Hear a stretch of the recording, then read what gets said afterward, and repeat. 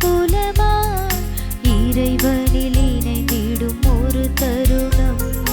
அலை அலையாய் அன்புறவாய் உன்னாலயம் சேர்ந்திடும் பல இதயம். இறைக்குலமாய் திருக்குலமாய் இறைவனில் இணைந்திடும் ஒரு தருணம். அலை அலையாய் அன்புறவாய் உன்னாலயம் சேர்ந்திடும் பல இதயம். புனித பலி உறவின் பலி புது வாழ்வு தரும் அன்பின் பலி. புனித பலி உறவின் பலி புது வாழ்வு தரும் அன்பின் பலி. இறைக்குலமாய் திருக்குலமாய் இறைவனில் இணைந்திடும் ஒரு தருணம். தந்தை மகன் தூய் ஆவியாரின் பெயராலே ஆமென். நம் ஆண்டவராகிய இயேசு கிறிஸ்துவின் அருளும் கடவுளின் அன்பும் தூய் ஆவியாரின் நட்புறவும் உங்கள் அனைவரோடும் இருப்பதாக. உம் ஆன்மாவோடும் இருப்பதாக. கிறிஸ்து இயேசுவுக்குள் பிரியமான அன்புமிக்க சகோதர சகோதரிகளே, இந்த நாளை கடவுள் நமக்கு கொடுத்ததற்காக கடவுளை போற்றி புகழ்வோம், அவருக்கு நன்றி சொல்வோம். இந்த கல்வாரி பலியிலே இணைந்திருக்கக்கூடிய உங்கள் அத்தனை பேரையும் உங்களுடைய குடும்பங்களையும் இந்த நேரத்தில் இந்த பீடத்தின் முன்பாக ஒப்பு கொடுத்து உங்களுக்காக ஜெபிக்க இருக்கிறோம். அன்பிற்குரியவர்களே, இன்றைய நற்செய்தி பகுதியிலே ஆண்டவர் இயேசு கிறிஸ்து உயிர்த்த பிறகு சீடர்களுக்கு தோன்றி நீங்கள் என்னுடைய சாட்சிகளாக மாறுங்கள் என்கிற அழைப்பை விடுக்கிறார். அதை ஏற்றுக்கொண்ட சீடர்கள் இயேசு கிறிஸ்து உயிர்த்து விட்டார் என்பதற்கு நாங்களே சாட்சிகள் என்பதை தங்களுடைய வார்த்தைகளாலும் வாழ்விலும் செயலிலும் வெளிப்படுத்தியதை முதல் வாசகத்தில் நம்ம பார்க்கிறோம். நாம் நம்முடைய வாழ்க்கையில் ஆண்டவர் இயேசு கிறிஸ்துவுக்கு சாட்சியாக வாழ்கிறோமா?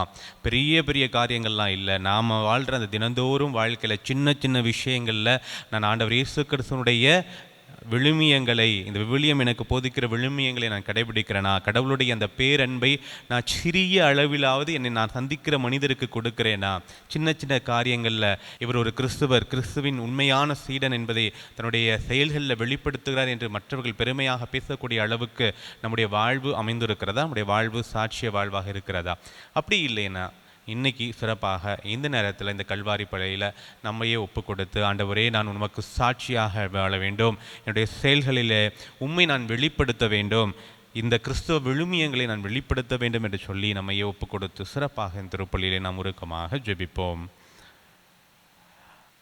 அன்புமிக்க சகோதர சகோதரிகளே, தூய மறை நிகழ்வுகளை கொண்டாட நாம் தகுதி பெறும் பொருட்டு நம் பாவங்களை ஏற்றுக்கொள்வோம். எல்லாம் வல்ல இறைவனிடமும் சகோதர சகோதரிகளே உங்களிடமும் நான் பாவி என்று ஏற்றுக்கொள்கிறேன். ஏனெனில் என் சிந்தனையாலும் சொல்லாலும் செயலாலும் கடமையில் தவறியதாலும் பாவங்கள் பல செய்தேன். என் பாவமே என் பாவமே என் பெரும் பாவமே. ஆகையால் எப்பொழுதும் கன்னியான புனித மரியாவையும் வானதூதர் புனிதர் அனைவரையும் சகோதர சகோதரிகளே உங்களையும் நம் இறைவனாகிய ஆண்டவரிடம் எனக்காக வேண்டிக் கொள்ள மன்றாடுகிறேன். எல்லாம் வல்ல இறைவன் நம் மீது இரக்கம் வைத்து நம் பாவங்களை மன்னித்து நம்மை நிலை வாழ்வுக்கு அழைத்துச் செல்வாராக. ஆமென்.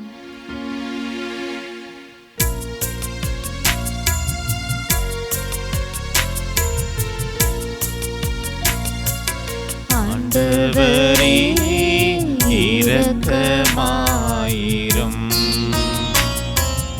ஆண்டவரே இரக்கமாயிரும். கிறிஸ்துவே இரக்கமாயிரும்.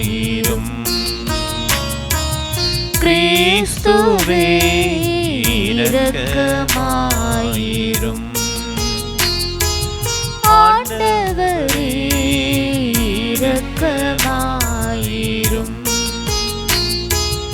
ஆண்டவரே இரக்கமாயிரும்.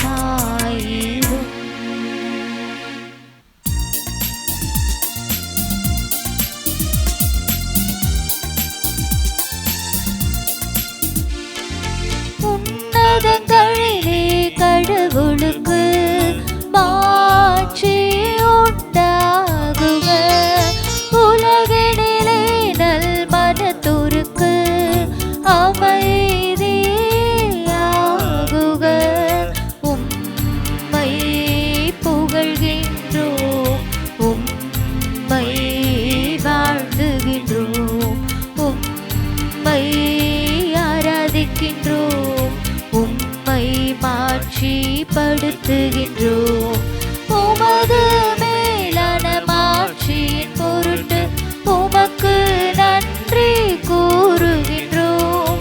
ஆண்டவராகிய இறைவா, வானுலக அரசரே, எல்லாம் வல்ல தந்தையாகிய இறைவா, ஒரே மகனாய் உதித்த ஆண்டவர் இயேசு கிறிஸ்துவே, ஆண்டவராகிய இறைவா, இறைவனின் செம்மறியே, தந்தையின் திருமகனே, உலகின் பாவங்களை போக்குபவரே, எங்கள் மேல் இரக்கமாயிரும். உலகின் பாவங்களை போக்குபவரே, எங்கள் மன்றாட்டை ஏற்றருளும். தந்தையின் வலப்பக்கம் வீற்றிருப்பவரே, எங்கள் மேல் இரக்கமாயிரும். ஏனெனில் இயேசு கிறிஸ்துவே, நீரொருவரே தூயவர், நீரொருவரே ஆண்டவர், நீரொருவரே உன்னதர். தூய ஆவியாரோடு தந்தையாகிய இறைவனின் மாட்சியில் இருப்பவர் நீரே.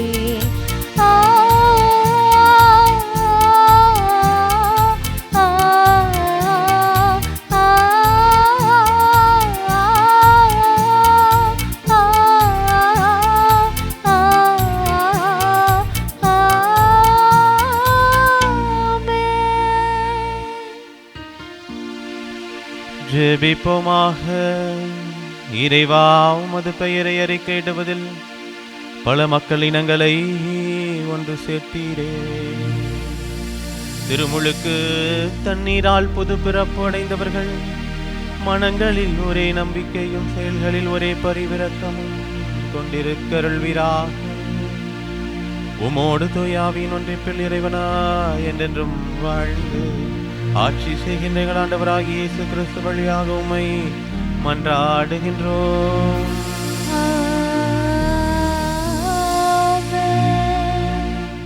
முதல் வாசகம். வாழ்வுக்கு ஊற்றானவரை நீங்கள் கொன்றுவிட்டீர்கள், ஆனால் கடவுள் இறந்த அவரை உயிரோடு எழுப்பினார். திருத்தூதர் பணிகள் நூலிலிருந்து வாசகம். அதிகாரம் 3, இறைவார்த்தைகள் 11 முதல் 26 வரை. கால் ஊனமுற்றிருந்தவர் நலமடைந்த பின் பேதுருவையும் யோவானையும் விடாமல் பற்றி கொண்டிருக்க எல்லா மக்களும் திகிலுற்று சாலமோன் மண்டபம் என்னும் இடத்திற்கு ஒரு சேர ஓடி வந்தனர். பேதுரு இதை கண்டு மக்களை பார்த்து கூறியது, எருசலேம் மக்களே, நீங்கள் ஏன் இதை பார்த்து வியப்படைகிறீர்கள்? நாங்கள் எங்கள் சொந்த வல்லமையாலோ இறைப்பற்றாலோ இவரை நடக்க செய்துவிட்டது போல் ஏன் எங்களையே உற்று பார்க்கிறீர்கள்? ஆபிரகாம், ஈசாக்கு, யாக்கோபு என்னும் நம் மூதாதையரின் கடவுள் தம் ஊழியர் இயேசுவை பெருமைப்படுத்தினார். ஆனால் நீங்கள் அவரை புறக்கணித்து பிலாத்திடம் ஒப்புவித்து விட்டீர்கள். அவன் அவருக்கு விடுதலை தீர்ப்பு அளிக்க முயன்ற போதும் நீங்கள் அவரை மறுதளித்தீர்கள். நீங்கள் தூய்மையும் நேர்மையுமானவரை மறுதளித்து கொலையாளியை விடுதலை செய்யுமாறு வேண்டிக் கொண்டீர்கள். வாழ்வுக்கு ஊற்றானவரை நீங்கள் கொன்றுவிட்டீர்கள், ஆனால் கடவுள் இறந்த அவரை உயிரோடு எழுப்பினார். இதற்கு நாங்களே சாட்சிகள். இதோ உங்கள் கண்முன் நிற்கிற இவர் உங்களுக்கு தெரிந்தவர். இயேசுவின் பெயரே இவருக்கு வலுவூட்டியது. அவர் பெயர் மீது கொண்டிருந்த நம்பிக்கையால் தான் இது நடந்தது. இந்த நம்பிக்கையே உங்கள் அனைவர் முன்பாகவும் இவருக்கு முழுமையான உடல் நலனை கொடுத்துள்ளது. அன்பர்களே, நீங்களும் உங்கள் தலைவர்களும் அறியாமையினாலேயே இப்படி செய்துவிட்டீர்கள் என எனக்கு தெரியும். ஆனால் கடவுள் தம் மெசியா துன்புற வேண்டும் என்று இறைவாக்கினர் அனைவர் வாயிலாகவும் முன் அறிவித்ததை இவ்வாறு நிறைவேற்றினார். எனவே உங்கள் பாவங்கள் போக்கப்படும் பொருட்டு மனம் மாறி அவரிடம் திரும்புங்கள். அப்பொழுது ஆண்டவர் புத்துயிரளிக்கும் காலத்தை அருளி உங்களுக்காக ஏற்படுத்திய மெசியாவாகிய இயேசுவை அனுப்புவார். விண்ணேற்றமடைந்த இயேசு யாவும் சீர்படுத்தப்படும் காலம் வரை விண்ணுலகில் இருக்க வேண்டும். பழங்கால தூய இறைவாக்கினர் வாயிலாக கடவுள் இந்த காலத்தை குறித்து கூறியிருக்கிறார். மோசேயும், உங்கள் கடவுளாகிய ஆண்டவர் உங்கள் சகோதரிடமிருந்தும் என்னை போல் ஒரு இறைவாக்கினரை தோன்ற செய்வார். அவர் உங்களுக்கு கூறும் எல்லாவற்றிற்கும் நீங்கள் செவிசாயுங்கள். அந்த இறைவாக்கினருக்கு செவிசாய்த்து கீழ்ப்படியாத எவரும் மக்களினின்று அடியோடு அழிக்கப்படுவர் என்று கூறியுள்ளார். சாமுவேல் தொடங்கி இறைவாக்குரைத்த அனைவரும் இந்த காலத்தை பற்றி அறிவித்து வந்தனர். அந்த இறைவாக்கினர் உரைத்தவற்றை உரிமையாக்கிக் கொள்பவர்கள் நீங்கள். கடவுள் ஆபிரகாமிடம், உன் மரபினர் வழியாக மண்ணின் மக்களினங்கள் அனைத்தும் ஆசி பெறும் என்று கூறி உடன்படிக்கை செய்தார். கடவுள் உங்கள் மூதாதையரோடு செய்த அந்த உடன்படிக்கையையும் உரிமையாக்கிக் கொள்பவர்கள் நீங்களே. ஆகையால் நீங்கள் அனைவரும் உங்கள் தீய செயல்களை விட்டு விலகி ஆசி பெற்றுக்கொள்வதற்காகவே கடவுள் தம் ஊழியரை தோன்ற செய்து முதல் உங்களிடம் அனுப்பினார். ஆண்டவரின் அருள்வாக்கு. இறைவனுக்கு நன்றி. பதிலுரை பாடல் பல்லவி. ஆண்டவரே, உமது பெயர் உலகெங்கும் எவ்வளவு மேன்மையாய் விளங்குகின்றது.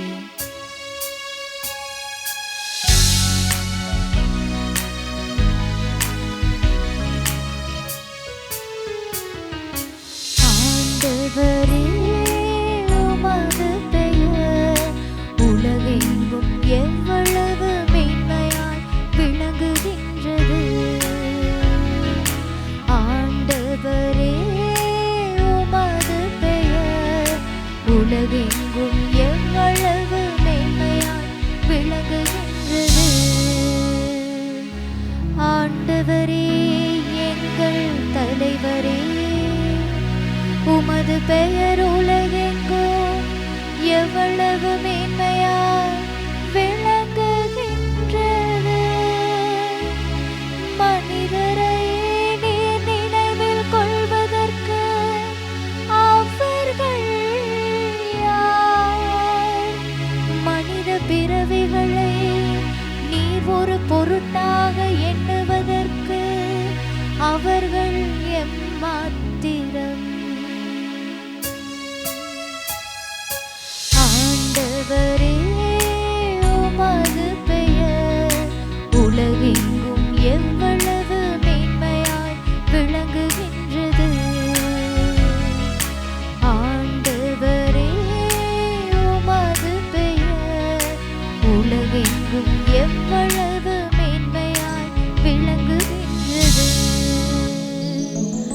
ஆயினும் அவர்களை கடவுளாகிய உமக்கு சற்றே சிறியவர் ஆக்கியுள்ளீர். மாட்சியையும் மேன்மையையும் அவர்களுக்கு முடியாக சூட்டியுள்ளீர். உமது கை படைத்தவற்றை அவர்கள் ஆளும்படி செய்துள்ளீர். எல்லாவற்றையும் அவர்கள் பாதங்களுக்கு கீழ்ப்படுத்தியுள்ளீர். ஆண்டவரே, உமது பெயர் உலகெங்கும் எவ்வளவு மேன்மையாய் விளங்குகின்றது. ஆண்டவரே, உமது பெயர் உலகெங்கும் எவ்வளவு மேன்மையாய் விளங்குகின்றது. ஆடு மாடுகள், எல்லா வகையான காட்டு விலங்குகள், வானத்து பறவைகள், கடல் மீன்கள், ஆழ்கடலில் நீந்திச் செல்லும் உயிரினங்கள் அனைத்தையும் அவர்களுக்கு கீழ்ப்படுத்தியுள்ளீர். ஆண்டவரே, உமது பெயர் உலகெங்கும் எவ்வளவு மேன்மையாய் விளங்குகின்றது. ஆண்டவரே, உமது பெயர் உலகெங்கும் எவ்வளவு மேன்மையாய் விளங்குகின்றது.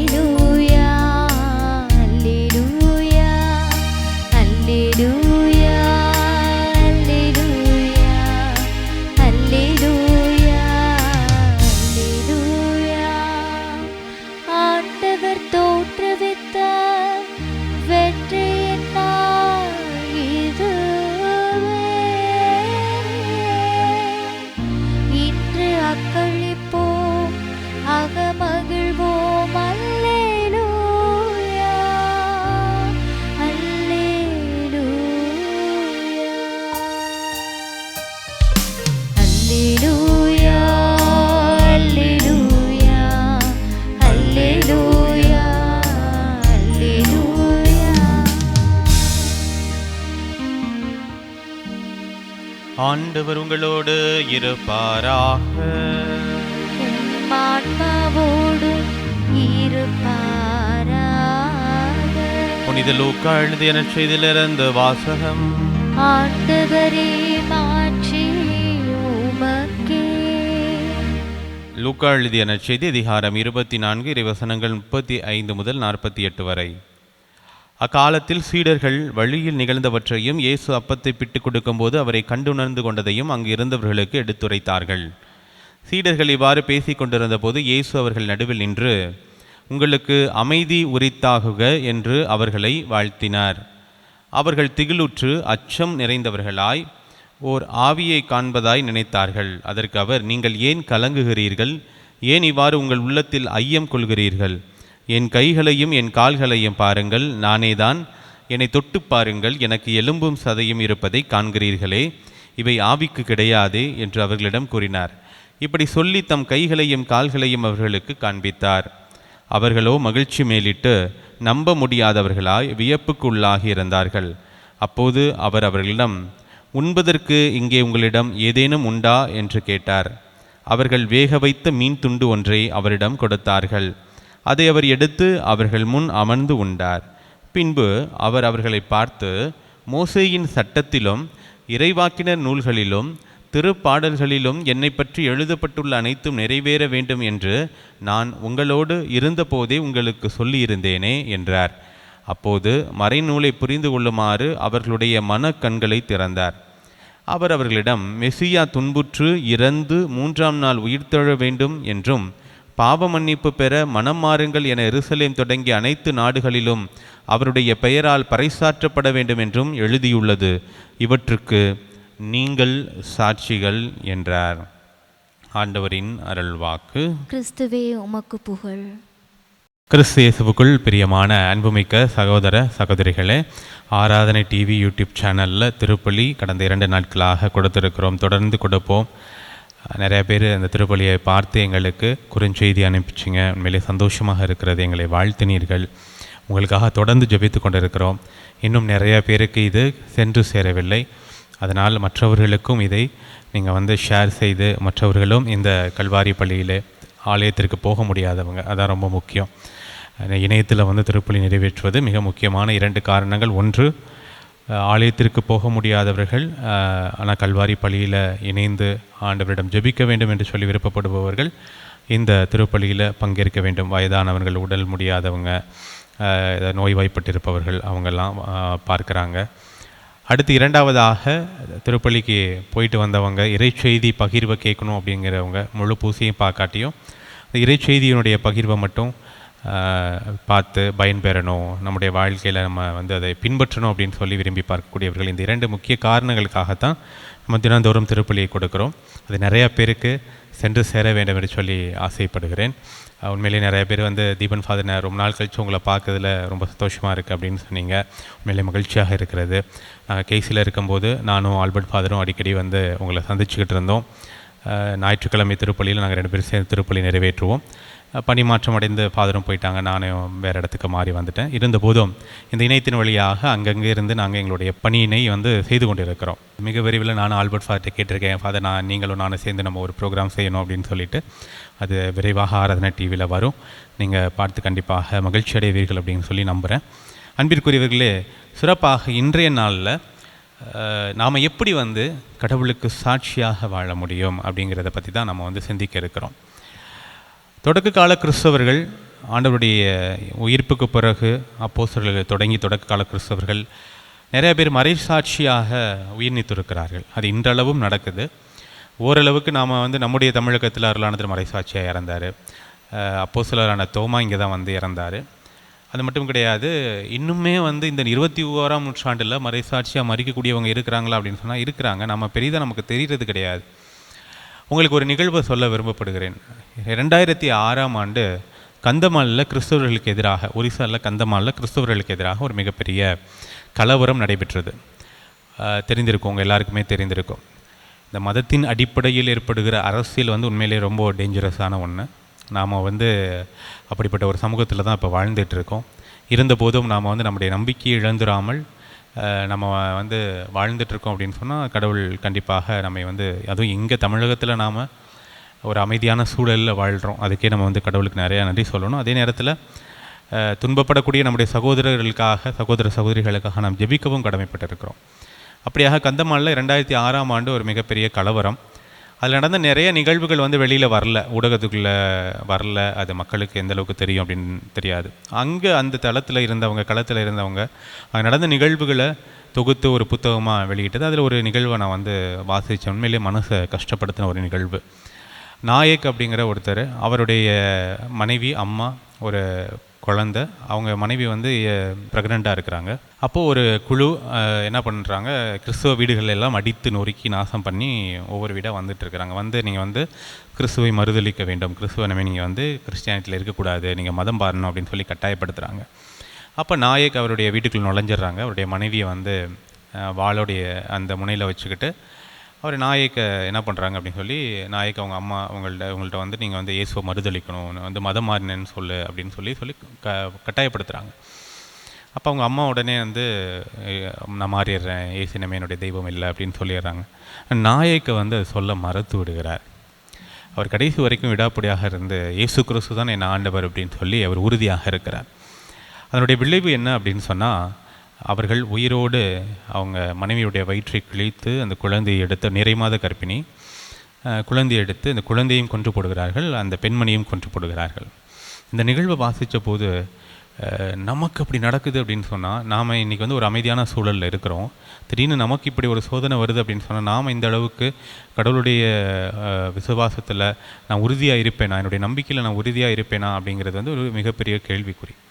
அப்போது மறைசாட்சிகள் இன்றும் வாழ்ந்துட்டு தான் இருக்கிறாங்க. இன்னும் ஆண்டவருக்காக உயிரை கொடுக்கக்கூடியவங்க தான் இருக்கிறாங்க. ஆனால் நான் வந்து அப்படி நம்ம உயிரை கொடுக்கணும் அப்படின்னு சொல்லி நான் நினைக்கல. ஆனால் நாம் வாழ்கிற, தினந்தோறும் வாழ்கிற வாழ்க்கையில் சின்ன சின்ன விஷயங்களில் நாம் ஆண்டவருக்கு சாட்சியாக இருக்கிறோமா அப்படின்னு சொல்லி நாம் சிந்தித்து பார்க்கணும். இன்றைய வாசங்களில் தான் வந்துட்டு திருத்தூதர்கள் வந்து சொல்கிறாங்க, நாங்கள் உயிர்த்த ஆண்டவருடைய சாட்சிகள் அப்படின்னு சொல்கிறாங்க. அதுக்கு முன்னாடி இயேசு அதுக்கு தான் அவங்கள அழைப்பு விடுக்கிறார். நீங்கள் வந்து நான் உயிர்த்து விட்டேன் அப்படிங்கிறதுக்கு நீங்கள் சாட்சிகளாக இருக்கணும் அப்படின்னு சொல்லி இன்றைய நற்செய்தியில் இறுதியில் ஆண்டவர் இயேசு கிறிஸ்து அவர்களை நோக்கி சொல்கிறார். அந்த அழைப்பை ஏற்றுக்கொண்ட சீடர்கள் நாங்கள் உயிர்த்த ஆண்டவருக்கு சாட்சிகள் அப்படிங்கிறத பகிரங்கமாக சொல்கிறதும், அவனுடைய வார்த்தையில் வெளிப்படுத்துகிறோம், செயல்களில் வெளிப்படுத்துகிறதை நம்ம பார்க்குறோம். நாம் எப்படி கடவுளுக்கு சாட்சியாக மாற முடியும்? முதல் விஷயம், நாம் நம்முடைய நம்பிக்கையில் ஆழப்படணும். எபிரேயருக்கு எழுதிய திருமுகம் 11வது அதிகாரம் 6வது வசனத்தில் நம்ம இப்படி வாசிக்கிறோம், நம்பிக்கையினாலின்றி எவரும் கடவுளுக்கு உகந்தவராய் இருக்க முடியாது. ஆக நான் கடவுளுக்கு சாட்சியாக வாழணும் அப்படின்னு சொன்னால் எனக்கு இருக்க வேண்டிய முதல் விஷயம் என்ன அப்படின்னு சொன்னால் நம்பிக்கை. நீங்கள் இயேசு கிறிஸ்துனுடைய இந்த பூவுலக வாழ்க்கையில் பார்த்தீங்க அப்படின்னு சொன்னால், அவர் நிறைய பேரை குணமாக்கினார்ல, அந்த குணமாக்கக்கூடிய அந்த நிகழ்வுகள் எல்லாம் நீங்கள் பாருங்கள். ஆண்டவர் சொல்கிறது என்ன அப்படின்னு சொன்னால், உன்னுடைய நம்பிக்கை உன்னை குணமாக்கிற்று, என்னுடைய வல்லமையினால் மட்டுமல்ல, உன்னுடைய நம்பிக்கையும் சேர்ந்தனால தான் உனக்கு அந்த குணம் கிடைத்தது அப்படிங்கிறத வெளிப்படுத்துகிறார். அப்போ நம்ம நம்பிக்கையில் நாம் ஆழப்படணும். அப்போ நான் வந்து இப்போ குணமாகி ஒவ்வொருத்தருமே அன்று இயேசு கிறிஸ்துவுக்கு ஒரு சாட்சியாக மாறினார்கள். மற்றவங்களாம் பார்த்துறீங்க, பார் இவன் வந்து ஊனமாக இருந்தவன் தானே, இன்றைக்கி வந்து அவன் நடக்கிறானே, இவன் கண்ணு தெரியாமல் இருந்தவன் தானே, இவன் பார்க்குறானே, இவன் வந்து காது கேட்காமல் இருந்தவன் தானே, இவன் கேட்குறானே, தொழுநோயால் பாதிக்கப்பட்டவன் தானே, அவன் திரும்பி வந்து நன்றி சொல்கிறானே. இவர்கள் அத்தனை பேருமே இயேசு கிறிஸ்துவுக்கு அன்று சாட்சியாக மாறினார்கள். அதற்கு மிக முக்கியமான காரணம் என்ன அப்படின்னு சொன்னால், அவர்களிடமிருந்த நம்பிக்கை. இயேசு கிறிஸ்து உன்னுடைய நம்பிக்கை உன்னை குணமாக்கிற்று அப்படின்னு சொல்கிறார். இப்போ நம்பிக்கை அப்படின்னா என்ன அப்படிங்கிறது விவிலியம் நமக்கு தெளிவாக சொல்கிறது. அதே எபிரேயருக்கு எழுதிய திருமுகம் 11வது அதிகாரம் 1வது வசனத்தில் நாம் இப்படி வாசிக்கிறோம், நம்பிக்கை என்பது நாம் எதிர்நோக்கியிருப்பவை கிடைக்கும் என்னும் உறுதி, கண்ணுக்கு புலப்படாதவை பற்றிய ஐயமற்ற நிலை. யோவான் நற்செய்தி 20:29 இயேசு சொல்லுவார் தோமாவை பார்த்து, நீ என்னை கண்டதால் நம்பினாய், என்னை காணாமலே நம்புவோர் பேறு பெற்றோர் அப்படிங்கிற அந்த விஷயம். அதுதான் நம்ம வந்து இங்கே வந்து வெளிப்படுத்துவதாக நான் பார்க்கிறேன். கண்ணுக்கு புலப்படாதவை பற்றிய ஐயமற்ற நிலை, விசுவாச நம்பிக்கை. என் கடவுளை நான் பார்க்கல, ஒரு உருவமாக நான் பார்க்கல, இருந்தாலும் என் கடவுள் என்னோடு பயணிக்கிறார், என்னோடு இருக்கிறார் அப்படிங்கிற அந்த ஆழமான விசுவாசம் நமக்குள்ளே இருக்கணுங்க. அதற்கு மிக முக்கிய எதிரியாக இருக்கிறது என்ன அப்படின்னு சொன்னால், நம்மளுடைய டவுட்டு, சந்தேகம். இன்றைக்கி சந்தேகம் வந்து ரொம்ப டேஞ்சரஸான விஷயம். நம்முடைய குடும்ப வாழ்க்கையிலையும் சரி, சமூகத்திலையும் சரி, ஒருத்தருக்கான அந்த உறவு முறையிலே இன்றைக்கி வந்து சந்தேகம் எந்த அளவிற்கு நம்மை பாதித்து கொண்டிருக்கிறது அப்படிங்கிறது வந்து நம்ம வந்து மறுக்கவே முடியாத ஒரு விஷயமாக இருக்கிறது. இதுதான் வந்து நம்ம யாக்கோப்பு எழுதிய அந்த திருமுகத்தில் 1வது அதிகாரத்தில் 5-7 நம்ம வாசிக்கிறோம். கடவுள்கிட்ட வந்து நீங்கள் ஞானத்தை கேளுங்க, அவர் கண்டிப்பாக கொடுப்பார். ஆனால் ஐயப்பாடின்றி கேட்க வேண்டும். ஐயப்பாடு கொள்பவர் காற்றினால் அலைக்கழிக்கப்படும் கடல் அலையை போன்றவர்கள் அப்படின்னு சொல்லி நம்ம வாசிக்க பார்க்கிறோம். கடவுள் கொடுப்பார் நீ கேட்டதெல்லாம், ஆனால் நீ ஐயம் இல்லாமல், டவுட் இல்லாமல், சந்தேகம் இல்லாமல் நீ கேட்கணும்.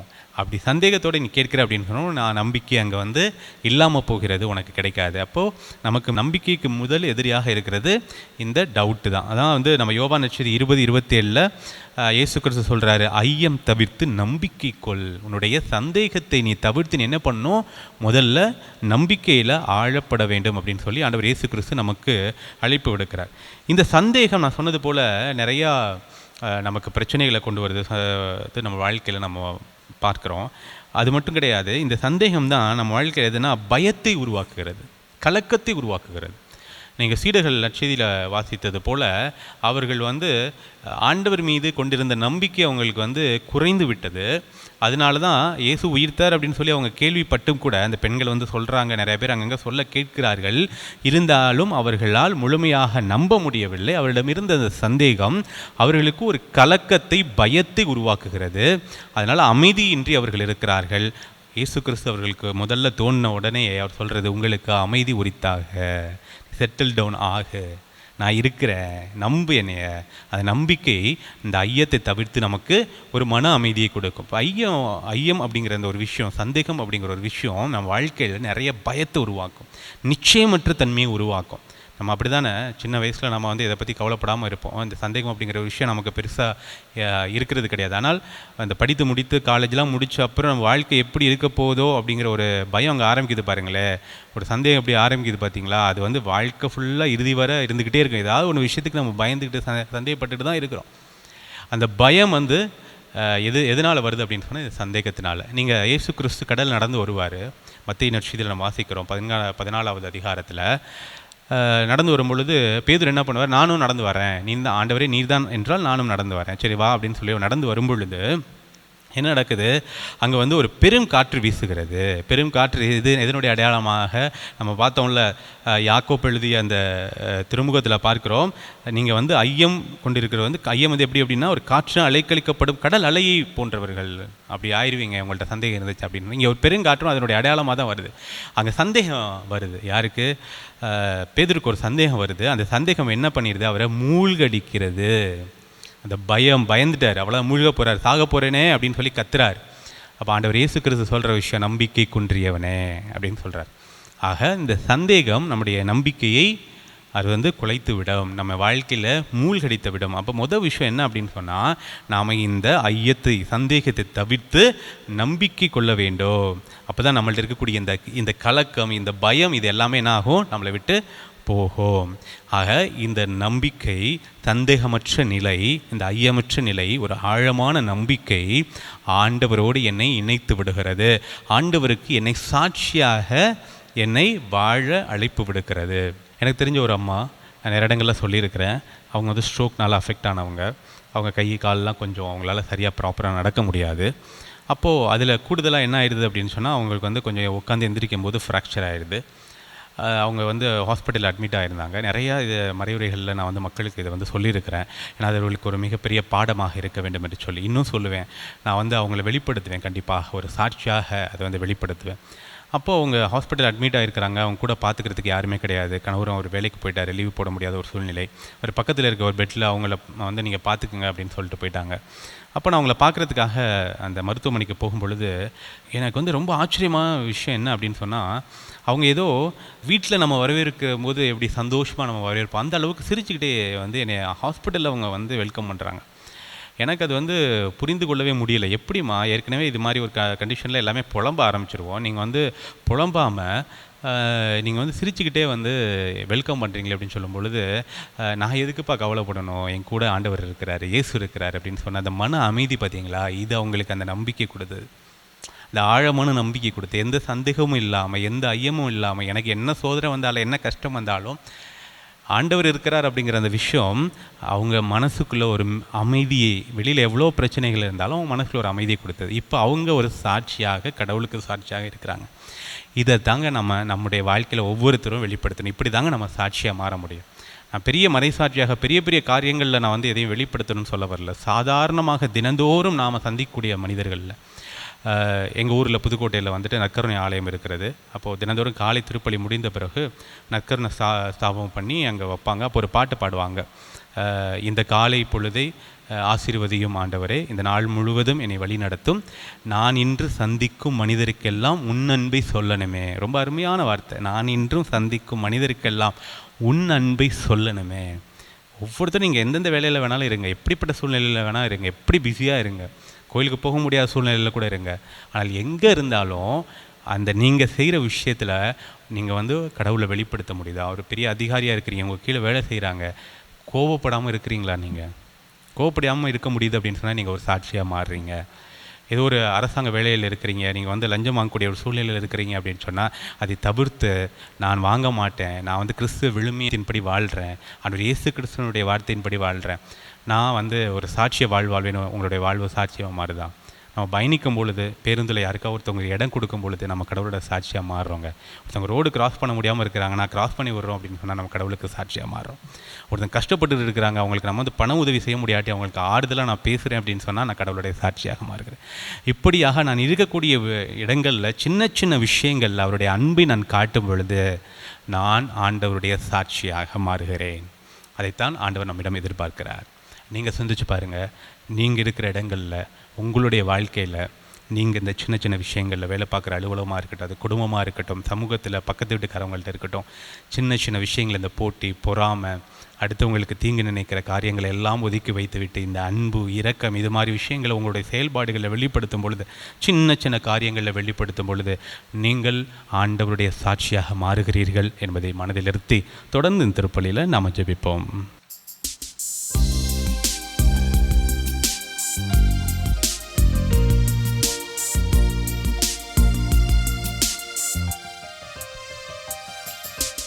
உலகினை படைத்த ஆண்டவரே, உம்மிடம் சரணடைந்தேன், என் மனம் தருகின்ற காணிக்கையை ஏற்றிட வேண்டுகிறேன்.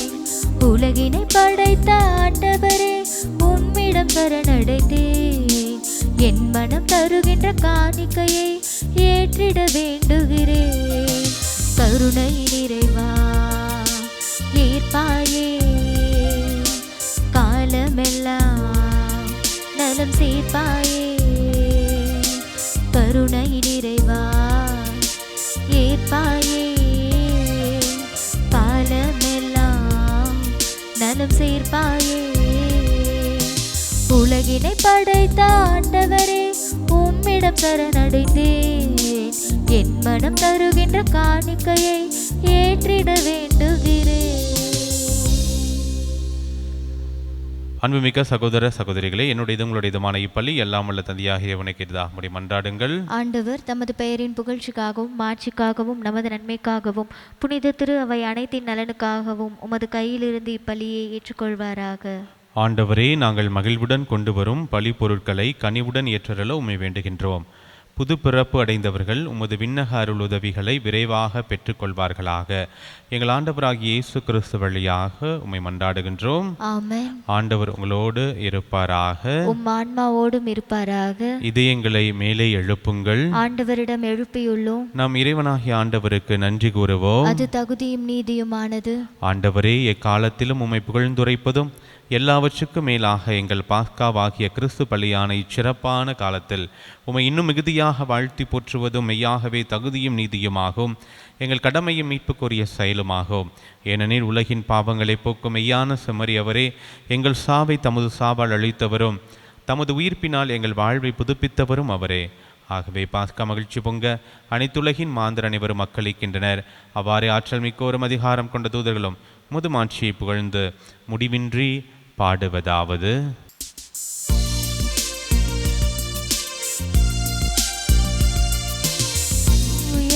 தூயவர் தூயவர் வான்படைகளின் கடவுளாம் ஆண்டவர், விண்ணகமும் மண்ணகமும் உமது மாட்சியால் நிறைந்துள்ளன.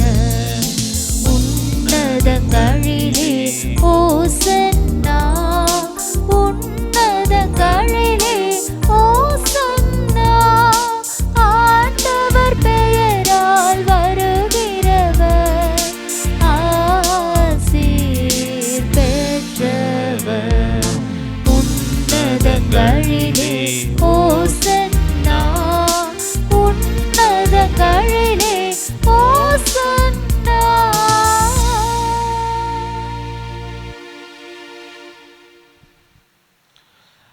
ஆண்டவரே, நீர்மையாகவே தூயவர், தூய்மை அனைத்திற்கும் ஊற்று.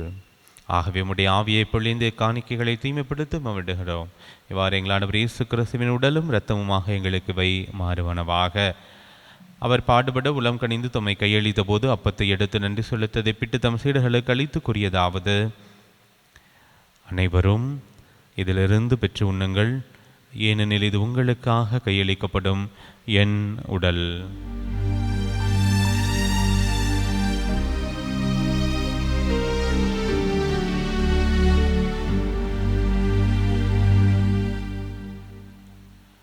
அவ்வண்ணமே இரவு விருந்தை அருந்திய பின் கிண்ணத்தையும் எடுத்து மீண்டும் உமக்கு நன்றி கூறி தம் சீடர்களுக்கு அளித்து அவர் கூறியதாவது: அனைவரும் இதிலிருந்து பெற்று பருகுங்கள், ஏனெனில் இது புதிய நிலையான உடன்படிக்கைக்குரிய இரத்தத்தின் கிண்ணம். இது பாவ மன்னிப்புக்கென்று உங்களுக்காகவும் பலருக்காகவும் சிந்தப்படும். இதை என் நினைவாக செய்யுங்கள்.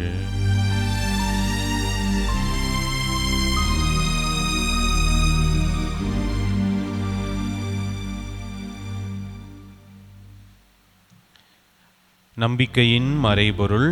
ஆண்டவரே, நீர் வருமளவும் உமது இறப்பினை அறிக்கையிடுகின்றோம், உமது உயிர்ப்பினையும் எடுத்துரைக்கின்றோம். ஆகவே ஆண்டவரே, நாங்கள் கிறிஸ்துவின் இறப்பினை உயிர்ப்பினையும் நினைவு கூர்ந்து வாழ்வுதரும் அப்பத்தை மீட்பளிக்கும் கிண்ணத்தை உமக்கு ஒப்புக் கொடுக்கின்றோம்.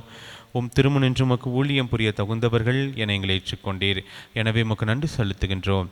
மேலும் கிறிஸ்துவின் உடலிலும் இரத்தத்திலும் பங்கு கொள்ளும் எங்களை தூய ஆவியார் ஒன்று சேர்க்க வேண்டும் என உம்மை தாழ்மையுடன் மன்றாடுகின்றோம்.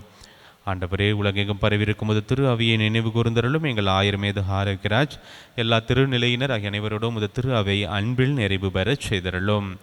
நீர் உலகிலிருந்து உம்மிடம் அழைத்து கொண்ட எங்கள் பாசமிகு திருத்தந்தை பிரான்சிஸ் என்னும் அடியாரை நினைவு கூர்ந்தருளும்.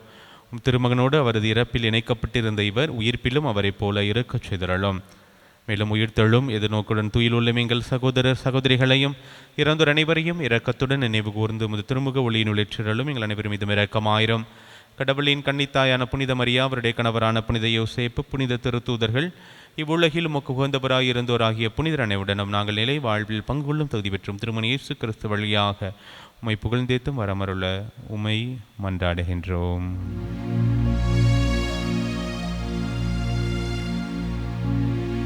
இவர் வழியாக இவரோடு இவரில் எல்லாம் வல்ல இறைவனாகிய தந்தையே, தூய ஆவியாரின் ஒன்றிப்பில் எல்லா புகழும் மாட்சியும் என்றென்றும் உமக்கு உரியதே.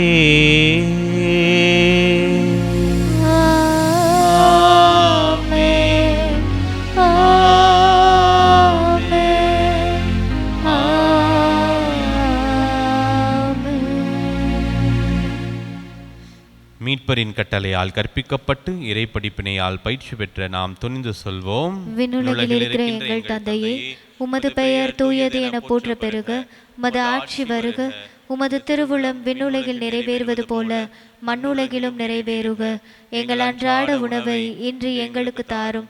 எங்களுக்கு எதிராக குற்றம் செய்வோரை நாங்கள் மன்னிப்பது போல எங்கள் குற்றங்களை மன்னியும்.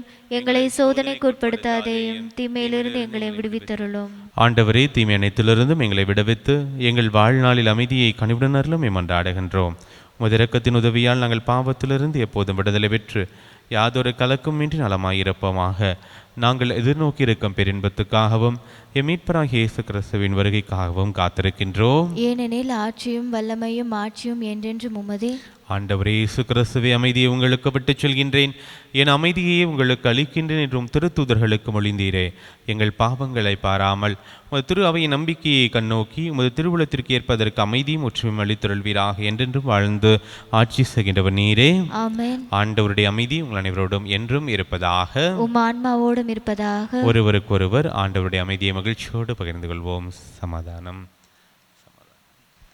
உலகின் பாவங்களை போக்கும் இறைவனின் செம்மறியே, எங்கள் மேல் இரக்கமாயிரும். உலகின் பாவங்களை போக்கும் இறைவனின் செம்மறியே, எங்கள் மேல் இரக்கமாயிரும். உலகின் பாவங்களை போக்கும் இறைவனின் செம்மறியே, எங்களுக்கு அமைதியை அளித்தருளும். ஆண்டவரே இயேசு கிறிஸ்துவின் உட்கொள்ளும் திருடலும் திறத்தமே திருப்புக்கும் தன்னணிக்கும் உள்ளாக்காமல் பரிவர்க்கத்தா என் மனதுக்கும் உடலுக்கும் பாதுகாப்பாகவும் நலமளிக்கும் ஒரு மருந்தாகவும் இருப்பனவாக. இதோ இறைவனின் செம்மறி, இவரே உலகின் பாவங்களை போக்குபவர். செம்மறியின் விருந்துக்கு அழைக்க பெற்றோர் பேறு பெற்றோர். ஆண்டவரே, நீர் என் இல்லத்தில் எழுந்தருள நான் தகுதியற்றவள். ஆனால் ஒரு வார்த்தை மட்டும் சொல்லியருளும், எனது ஆன்மா நலமடையும். ஆசை திருவிருந்துக்கான மன்றாட்டு. ஆண்டவரே, நீர் என் இல்லத்தில் எழுந்தருள நான் தகுதியற்றவன், ஆனால் ஒரு வார்த்தை மட்டும் சொல்லியருளும் என்று நூற்றுவர் தலைவன் செபித்தது போல நாங்களும் இப்போது உம் திருப்பாதம் பணிந்து வேண்டுகிறோம். இனிய இயேசுவே, நாங்கள் தகுதியற்றவர்களாயிருந்தாலும் எங்கள் தகுதியின்மையை பாராமல் நீர் எங்கள் உள்ளங்களில் எழுந்து வாரும். உம் அன்பிலும் அருளிலும் நாங்கள் நிலைத்திருக்க எம்முள் எழுந்து வாரும். நன்மை செய்வதில் ஆர்வமுள்ளவர்களாய் தீமைகள் அனைத்திலிருந்தும் விடுதலை பெற்றவர்களாய் வாழவும் எங்களை வழிநடத்தவாரும். எல்லா நலன்களாலும் வளங்களாலும் எங்களை நிரப்பவாரும். ஆமேன். கிறிஸ்து இயேசுவுக்குள் பிரியமான அன்புமிக்க சகோதர சகோதரிகளே, நம்முடைய வாழ்க்கையில் தினந்தோறும் பல பிரச்சனைகளை, கஷ்டங்களை, துயரங்களை நாம் சந்திக்கிறோம். அப்படி சந்திக்கும் பொழுது நாம் மனம் தளர்ந்து விடுகிறோம். நம்மள்கிட்ட பயம் தொற்றிக்கொள்கிறது. அதற்கு மிக முக்கியமான காரணம் என்ன அப்படின்னு சொன்னால் சந்தேகம், நம்பிக்கையின்மை. கடவுள் இதை பார்த்துக்குவாரா, பார்த்துக்க மாட்டாரா, என்னுடைய பிரச்சனையிலிருந்து என்னை விடுவிப்பாரா அப்படிங்கிற சந்தேகம் நமக்கு வரும் பொழுது, நம்பிக்கையின்மை வரும் பொழுது, அவநம்பிக்கை ஏற்படும் பொழுது பயம் தொற்றிக்கொள்கிறது. அதுவே எல்லா பிரச்சனைகளுக்கும் மூல காரணமாக இருக்கிறது. என் ஆண்டவர் என்னோடு இருக்கிறார் அப்படிங்கிற அந்த உணர்வை நம்மிடமிருந்து எடுத்து விடுகிறது. இந்த நேரத்தில் சிறப்பாக நம்ம ஜெபிப்போம். ஆண்டவரே, எனக்கு முழுமையான நம்பிக்கையை கொடுத்தருளும். ஆண்டவரே, உன் முகத்தை நான் பார்க்கணும்யா. உன் முகத்தை பார்த்தேன் அப்படின்னு சொன்னால் எனக்கு வருகிற துன்பங்கள், கஷ்டங்கள்லாம் ஒன்றுமே இல்லை, அது தகர்ந்து விடும், காணாமல் போயிடும். அப்போது ஆண்டவருடைய முகத்தை பார்த்து, ஆண்டவரே உன்னை உணர்ந்து கொண்டு உனக்கு நான் சாட்சிய வாழ்வு வாழணும் அப்படின்னு சொல்லி சிறப்பாக அந்த நேரத்தில் இந்த பாடலோடு இணைந்து நாம் ஜெபிப்போமா?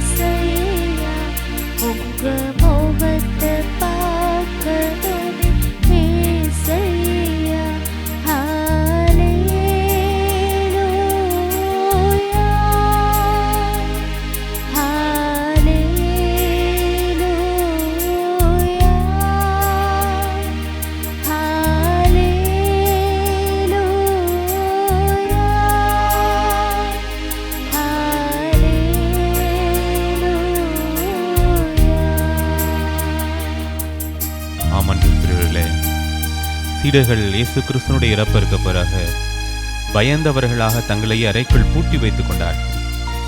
இயேசு உயிர்ப்புக்கு பிறகு அவர்களிடம் தோன்றி சொன்ன முதல் வார்த்தை, உங்களுக்கு அமைதி உரித்தாக. அந்த பயம் அவங்கள்ட்ட இருந்த அமைதியை எடுத்து விட்டது. உள்ளம் கலங்கியவர்களாக இருந்தார்கள். உள்ளம் கலங்காதீங்க, வாங்க, நான் வந்துட்டேன், என்னை தொட்டு பாருங்க அப்படின்னு சொன்னார். நான் என்னாலும் உங்க கூட தான் இருக்கேன், நான் எங்கே போக போகிறேன் அப்படின்னு சொல்லி ஒரு மிகப்பெரிய நம்பிக்கையை அவர்களுக்கு கொடுக்கிறார். உற்சாகமாகிறார்கள், பெருமகிழ்ச்சி அடைகிறார்கள். அமன்பிற்குரியவர்களே, எவ்வளோ கஷ்டம் இருக்கட்டும், துன்பம் இருக்கட்டும், கவலைப்படாதீங்க. ஆண்டவர் இயேசு கிறிஸ்து நம்மோடு இருக்கிறார். இதோ நான் உங்களோடு இருக்கிறேன் என்று சொல்கிறார். அந்த பெரும் மகிழ்ச்சியும் அந்த நம்பிக்கையும் கண்டிப்பாக நமக்கு கிடைக்கும். அவரை நம்மளை பார்த்து சொல்றாரு, உள்ளம் கலங்காதீர்கள் என்கிறார். சிறப்பாக அந்த நேரத்தில் அவர் மீது இருக்கக்கூடிய அந்த நம்பிக்கையோடு நம்முடைய பாவங்களையும் கஷ்டங்களையும் அவர் பாதம் ஒப்படுத்து இந்த பாடலோடு என்ன ஜெபிப்போமா?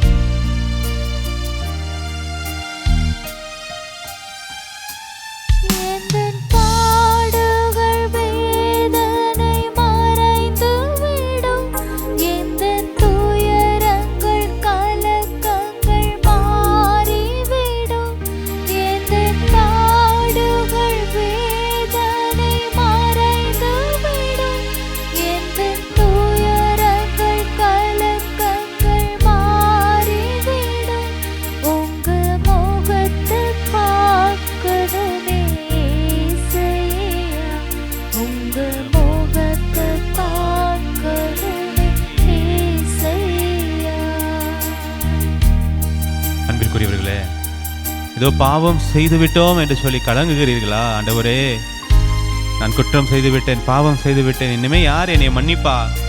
என்னுடைய வாழ்வை நினைக்கும் பொழுது எனக்கு அருவருப்பாக இருக்கிறது அப்படின்னு சொல்லி நீங்கள் வருந்துறீங்களா? கவலைப்படாதீங்க.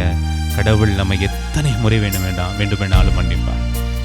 மனம் மாறணும் அப்படிங்கிற அது எண்ணம் இருந்தால் போதும். இதோ உடல் நோயினால் கஷ்டங்களால் இருக்கிறீங்களா? நம்முடைய பாவத்திற்காக, நம்முடைய வாழ்வுக்காக தன் உயிரிய சிலுவையில் கொடுத்த ஆண்டவர் நம்முடைய பாவங்களிடம் எடுத்து விட்டார். கவலைப்படாதீங்க. இந்த நேரத்தில் அந்த ஆண்டவருக்காக, அந்த ஆண்டவரை நோக்கி நாம் ஜெபிப்போமா?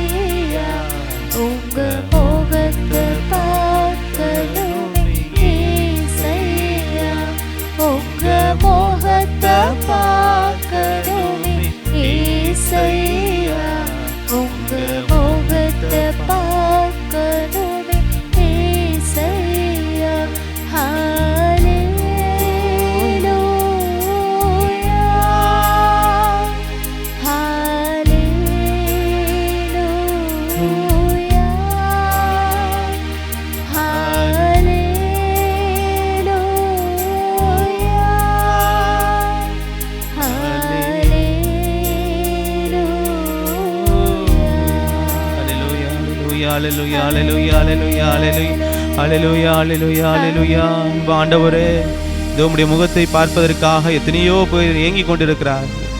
உம்முடைய முகத்தை கண்டுகொள்ளவர்களுக்கு நம்பிக்கையை ஆழப்படுத்தும் ஆண்டவரே, அதிகப்படுத்தும் ஆண்டவரே. இதோ எங்களுடைய பாவங்களுக்காக, எங்களுடைய நோய் நொடிகளுக்காக நீ சிலுவையிலே அறையப்பட்டு அதை உணர்ந்து கொள்ளக்கூடிய உள்ளத்தை எங்களுக்கு கொடுக்கும் ஆண்டவரே. இந்த பயத்தோடு வாழ்ந்து கொண்டிருக்கிறோம், கவலையோடு வாழ்ந்து கொண்டிருக்கிறோம். கவலைப்படாதீர்கள், உங்கள் மீது நான் கவலை கொண்டிருக்கிறேன் என்று சொன்னீரேன் ஆண்டவரே. நீர் எங்கள் மீது கவலை கொண்டிருக்கிறீர், எங்களுடைய வாழ்வை பார்த்து கொண்டிருக்கிறீர். எங்களுக்காக நீ தினதோறும் கோட்டையாகவும் அரணாகவும் காத்து கொண்டிருக்கிறீர் என்கிற உணர்வு எங்களுக்குள் வரணும் ஆண்டவரே. உள்ளம் கலங்கியவர்களாக இருக்கிற எங்களை பார்த்து நீ சொல்கிறீர், உள்ளம் கலங்காதீர்கள், அஞ்சாதீர்கள், என்ன பிரச்சனை இருந்தாலும் கவலை இல்லை, என் முகத்தை பாரு, நான் உன்னோடு இருக்கிறேன், உனக்கு முன்பாக இருக்கிறேன், மேலும் கீழுமாக இருக்கிறேன், எந்த பக்கம் திரும்பினாலும் உன்னோடு இருக்கிறேன். என்னை பார்க்கக்கூடிய அந்த வரத்தை மட்டும் நீ கேளு போதும், அதுக்குரிய வாழ்வை நீ அமைத்துக்கொள், உன்கிட்ட இருக்கிற எல்லா பிரச்சனையும் போயிடும் அப்படின்னு சொல்ற ஆண்டவரே. இதோ கண்ணீரோடு ஜெபித்து கொண்டிருக்கக்கூடிய உம்முடைய நம்பிக்கையாளர்கள் உம்முடைய முகத்தை பார்க்கக்கூடிய அந்த மனநிலை அவர்களுக்கு தந்துடலும் ஆண்டவரே. அந்த வாழ்வு வாழக்கூடிய அந்த மனநிலை தந்துடலும். தங்களுடைய பாவங்களுக்காக ஆண்டவரே நான் மனம் அருந்துறேன், இந்த பாவத்திலிருந்து என்னை காப்பாற்றும், எனக்கு ஏற்பட்டிருக்கக்கூடிய எல்லா துன்ப துயரங்கள்ல இருந்தும் என்னை நீக்கும், எனக்கு ஏற்பட்டிருக்கக்கூடிய எல்லா பிரச்சனைகளையும் நீக்கும். இதோ பல்வேறு தடைகளோடு வாழ்ந்து கொண்டிருக்கிறோம் ஆண்டவரே. இதோ பலர் எங்களுக்கு எதிராக இருக்கிறார்கள், எங்களுடைய வாழ்வு நல்லா இருக்கக்கூடாது, அப்படிங்கிற எண்ணத்தோடு எங்களை சுற்றி எதிர்மறையோடு வாழ்ந்து இருக்கிறார்கள். அவர்களுக்கு மத்தியில் வாழ்ந்துட்டு இருக்கோம். ஆனால் நான் கவலைப்படலை. என்னோடு என் ஆண்டவர் இருக்கிறார், என்னோடு என் ஆண்டவர், உயிர்த்த ஆண்டவர் இயேசு கிறிஸ்து என்னோடு இருக்கிறார் அப்படிங்கிற நம்பிக்கையோடு வாழ்ந்து கொண்டிருக்கிற எங்கள் ஒவ்வொருவரையும் ஆசீர்வதித்திருக்க மாட்டவரே. இதோ இந்த நாளில் சிறப்பாக இந்த திருப்பலியில் இணைந்து, இந்த ஜபத்தில் இணைந்திருக்கக்கூடிய, இதை பார்த்து கொண்டிருக்கக்கூடிய அத்தனை பேர் நம்முடைய திருக்கரங்களால் தொட்டு கண்ணீரோடு ஜெபிக்கக்கூடிய அவருடைய கண்ணீரை துடைத்தருளும் ஆண்டவரே. அவர்களுக்கு ஏற்பட்டிருக்கக்கூடிய பிரச்சனைகள், அவருடைய எண்ணங்களை நீ அறிந்திருக்கிற, ஏக்கங்களை அறிந்திருக்கிற, அவருடைய உள்ளத்தில் என்ன அவங்க நினைச்சிட்டு இருக்காங்க, என்ன வேண்டுதல் இருக்கு அப்படின்னு சொல்லி உனக்கு தெரியும். எங்களுக்கு என்ன தேவை என்பதை நீர் அறிந்திருக்கிறீர். இந்த நேரத்தில் இதோ ஆண்டவரே, அத்தனை பேரையும் ஆசீர்வதையும், அத்தனை பேர் வாழ்க்கையிலும் நீ அதிசயங்களை செய்யும். இதோ எங்கள் ஒவ்வொருவரையும் பாதம் ஒப்பு கொடுத்து ஜெபிக்கிறோம். எங்கள் ஜெபம் கேளும் நல்ல பிதாவே. ஆமென், ஆமென். நன்றி கூறி மன்றாடுவோமாக. ஆண்டவரே, நாங்கள் புரியும் வேண்டல்களுக்கு செவிசாய்த்தருளும். அதனால் எங்கள் மீட்பின் இப்புனிதமிக்க பரிமாற்றம் எங்களுக்கு இவ்வுலக வாழ்வில் முதல் உதவியை அளித்து என்றென்றும் உள்ள மகிழ்ச்சிக்கான உறுதியை அளிப்பதாக. எங்கள் ஆண்டவராகிய இயேசு கிறிஸ்து வழியாக உம்மை மன்றாடுகின்றோம்.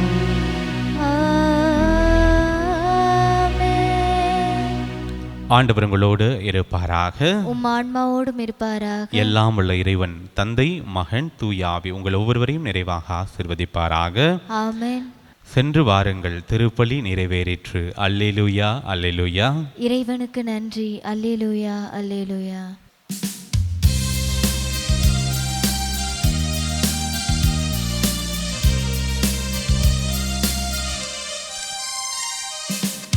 ஆரோக்கியத்தாயே அம்மா, அம்மா உந்தன் அருட்பதம் நாடி வந்தேன். மயங்கிடும் மனதினில் மறியே என் அன்னையே, இறையருள் நிறைய செய்வாய். ஆரோக்கியத்தாயே அம்மா, அம்மா உந்தன் அருட்பதம் நாடி வந்தேன். மயங்கிடும் மனதினில் மறியே என் அன்னையே, இறையருள் நிறைய செய்வாய். சங்கீதம் பொங்கும் சந்தோஷ வேளையிலே, பொங்கும் மனம் தினம் கொண்டாடும் மாதவமே. சங்கீதம் பொங்கும் சந்தோஷ வேளையிலே, பொங்கும் மனம் தினம் கொண்டாடும் மாதவமே. உன்னை தான் நம்பித்தான் உலகதை உனக்களித்தான். தேவன் வியந்தான், மகிழ்ந்தான், உன் பெருமை எண்ணித்தான். ஆரோக்கியத்தாயே அம்மா, அம்மா உந்தன் அருட்பதம் நாடி வந்தேன். தந்தை, மகன், தூய ஆவியாரின் பெயராலே ஆமென்.